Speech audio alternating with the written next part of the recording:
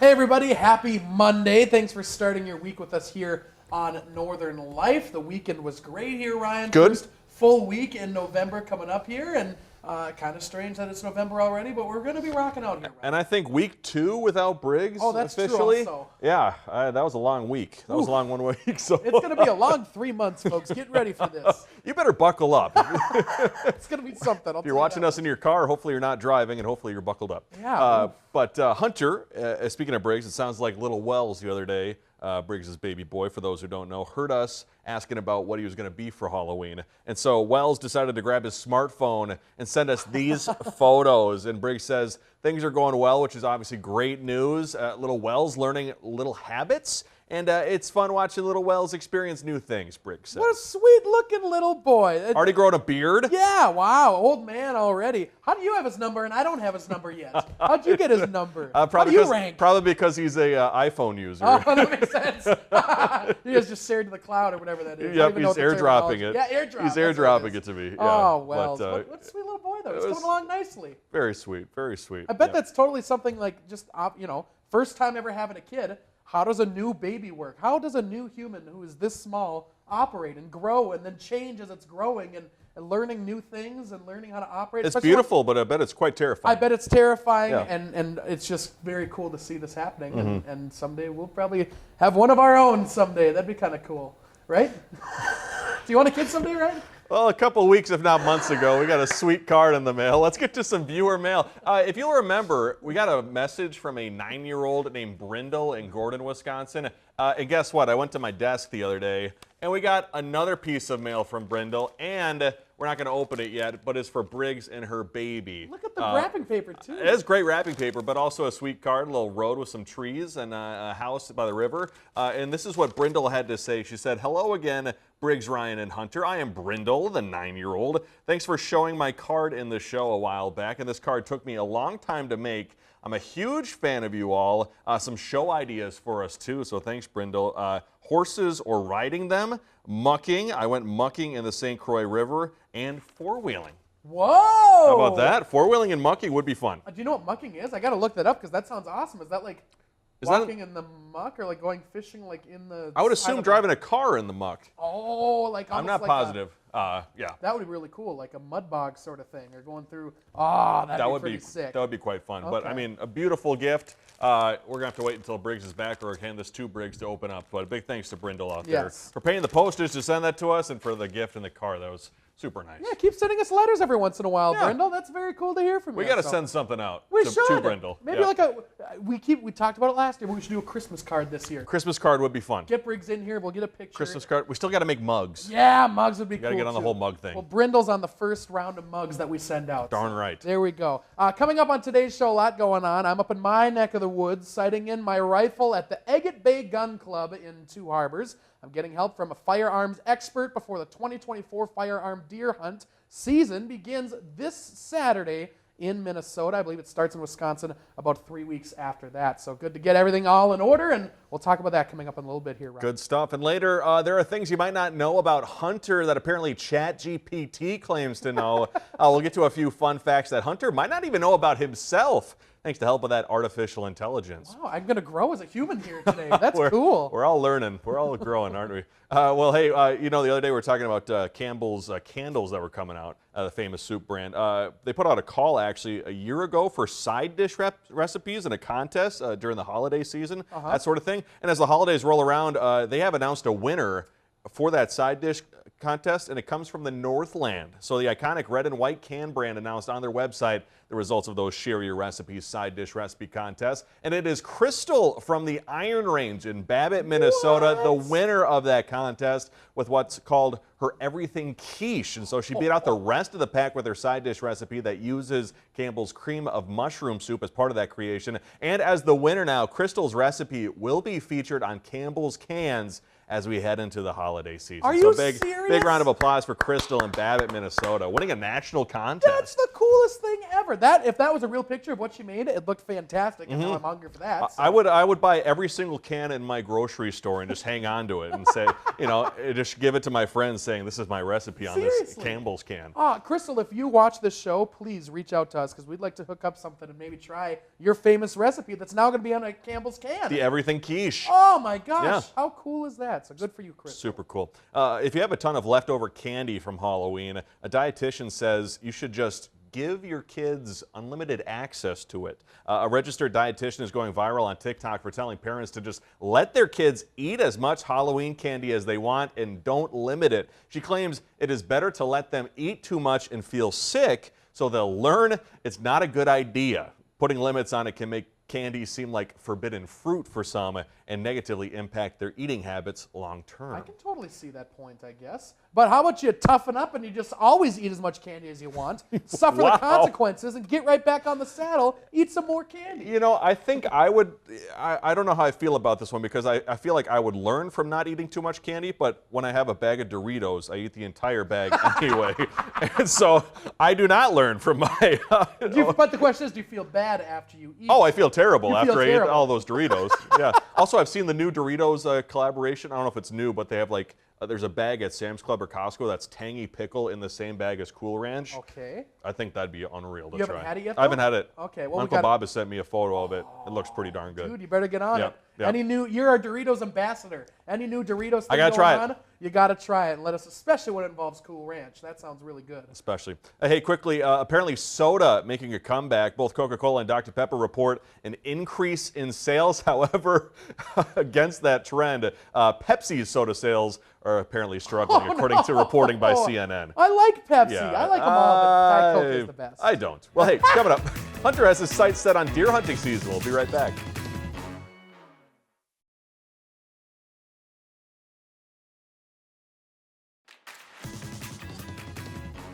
Welcome back, folks. With Minnesota's deer opener coming up this weekend, sighting in your rifle beforehand is essential to ensure accuracy and reliability when taking the big shot. And Hunter did just that, getting help from the folks at Agate Bay Gun Club up in Two Harbors. It's been a long time since I've sighted in a rifle, so we'll see if it's still accurate or what's going to happen here. Hopefully I hit the target. I would hope so. So like I said before, I got a 30-30. This is my dad's rifle, and I've shot almost all my deer with this rifle. Okay, and I'm going to grab your rifle here if that's all right. Okay, first thing we're going to do is open up the action and verify we're clear. I don't see any bullets anywhere. Excellent. When we inspect our firearms, what we're doing is we're looking for anything loose first of all. Is your scope mounted tight? Is your stock intact? Does your action move freely? And then, of course, where's your safety at? A lot of times you want to check periodically, empty your rifle completely out and check the barrel. Make sure nothing's falling inside of that. And we're clear. There's nothing in the way. I don't see any damage, no problems with the firing mechanisms of any sort. Everything looks good and clean. Some battle scars from being carried in the woods for a while. Yep. Check the scope. Everything looks good, clean through that. So, no, we're in great shape here. Awesome. If you're comfortable and ready to go, we can probably head out to the range here. That'd be We can awesome. start off at the 25 yards. We start with 25 just to make sure you're within a 1 to 2 inch area. Okay. And then we work our way out a little bit. Okay. All right, let's get you kind of adjusted before you put your ears on and before you put a bullet in. Let's get your sight kind of set up. Get her adjusted to where you need to be.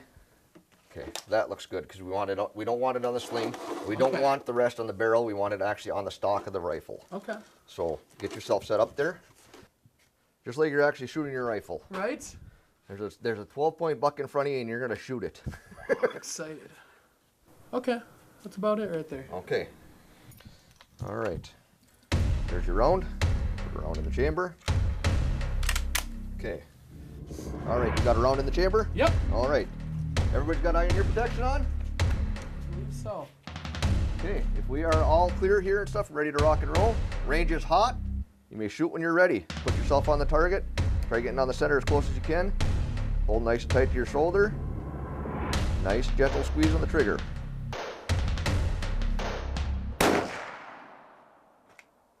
All right, let's take a look.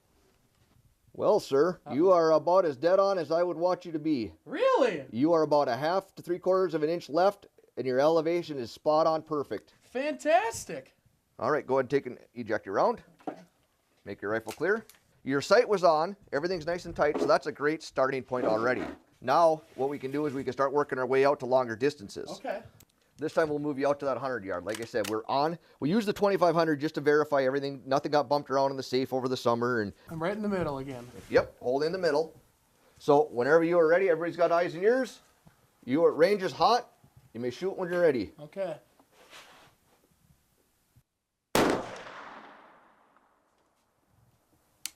All right, and this is why we verify everything. We're going to take one more shot just to verify your impact. Okay. You are very high right now at 100 yards. Oh. Your impact is all the way up here. Okay. So we look now and stuff, we're 1, 2, 3, 4 inches. You're over 4 inches high. Okay. Now we're verifying things. So now we're going to take 2 shots so we got a group to start with. Okay, that sounds good. You can shoot when you're ready. So you've got 2 shots now that are totally different distance apart. We're getting in an area, and that's what we want to verify on is, first of all, make sure you stay consistent. Okay. Because without consistency, accuracy doesn't matter. Mm-hmm. So we'll get you another round. We'll do one more there, That see sounds where good. we're at.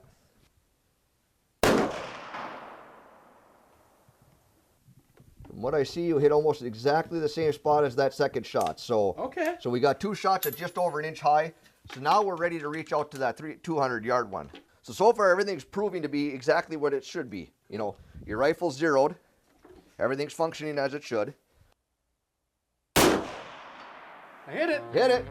Yeah, so you just hit it 8-inch steel at 200 yards with a 30-30 lever action. Nice. And an old scope on top of it. That's pretty good. Cool. That's pretty good shooting. Fantastic.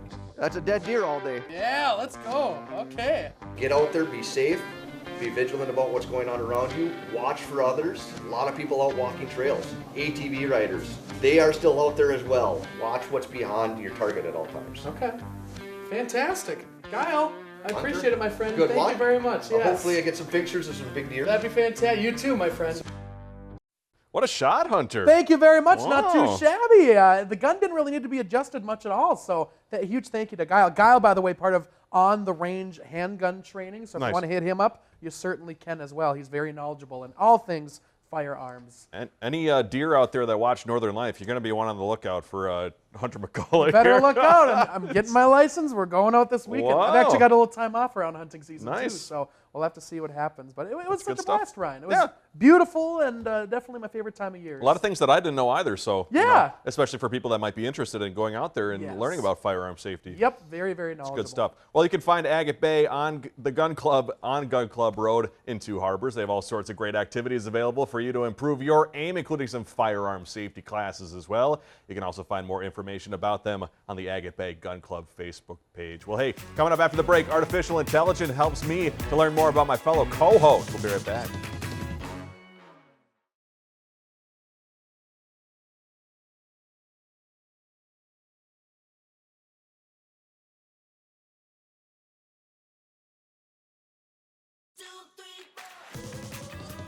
Welcome back, everybody. So during my European travels, my girlfriend thought it'd be fun to look up fun facts about myself using ChatGPT. And I gotta say, it knows a lot in a very short span of time. Okay. It looks up, you know, Facebook posts, YouTube, all sorts of things. And it brought up some memories for me. So I thought it'd be fun to try it for Hunter here to see some ChatGPT fun facts. And so they came up with 7 fun facts. I found 3 that really stood out. I kind of know the other 4. But starting with number 1, we had a hometown fact that they put. It said, quote, Hunter is from Superior, Wisconsin. Growing up in the Midwest, he is no stranger to the area's unpredictable weather patterns. I didn't know you were from Superior. Most of that statement's true, except for the Superior, Wisconsin part. Love the town of Superior, but no, I was born and raised. I was born in Duluth, in one of the hospitals around here, Sure. and then grew up in Brimson. So not quite Superior. Love Wisconsin. Love Ever Superior. live in Superior? No, never. Wow. No, I visit Superior. I'll go over to Superior every once in a while. So incorrect. Yeah, incorrect.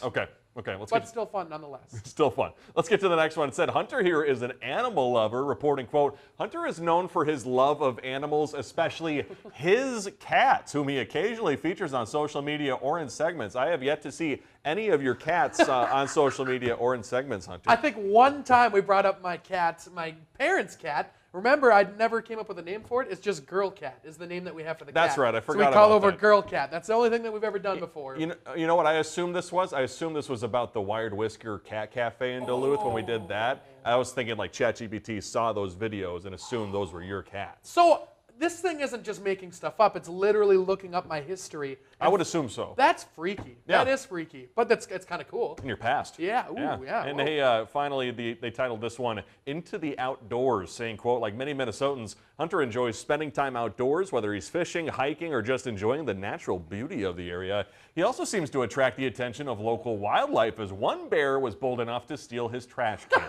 Have you ever gotten that trash can back, by the way? No, I had to order another one. Oh. They dropped off another one, and now what we end up doing is we just leave the garbage in our porch until it's garbage day. Then we bring it all out. Is the door to the porch locked? No, it's not. But nothing's happened yet. And if I ever open the Okay. door and go into my porch and see a bear, I don't know what I'm going to do. I'm going to be freaking out. You got man. another door that locks? Yes, I between? can shut it real quick Okay. and lock it, and hopefully Okay. the bear isn't smart enough to find the key that's somewhere out there. That would be bad. So if you ever have more questions about us, just be sure to check in with ChatGPT Yeah. for maybe some halfway accurate answers. You can ask anything that you want to ChatGPT. It's going to be taking over the world someday soon. It might. Might just be two robots on this show eventually. But guess what? Hello Kitty, my favorite cartoon from a kid, has Yeah. turned 50 years old. November 1st marked the 50th anniversary of the iconic fictional feline. With her iconic red bow and mouthless charm.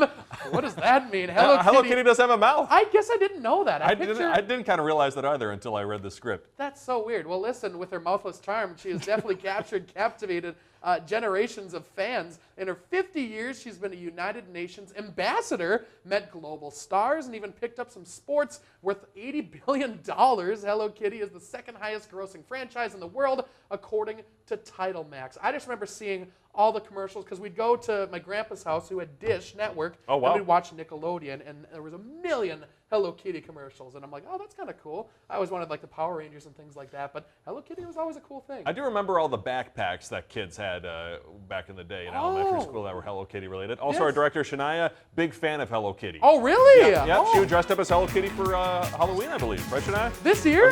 Yeah. I gotta check that photo. Yes, yeah. Was it? I gotta look back at that photo. We'll be back talking about tomorrow's Blindfold.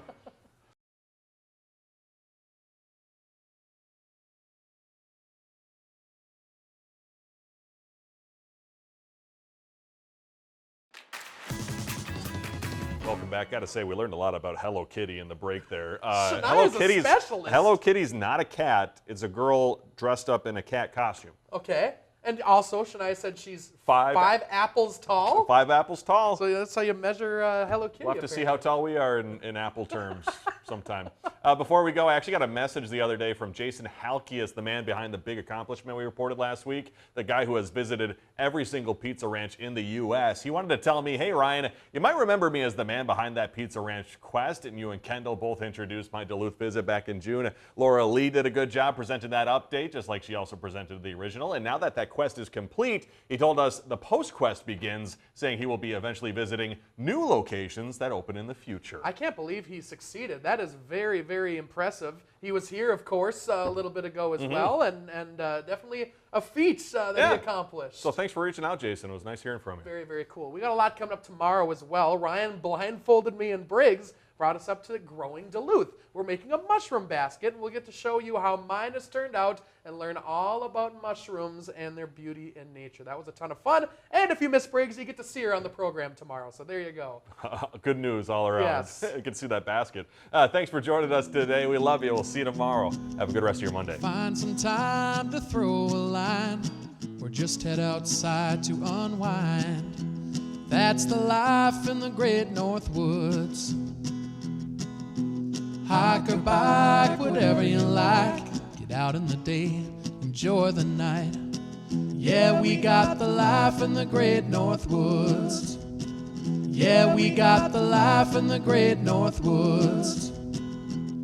Yeah, this is Northern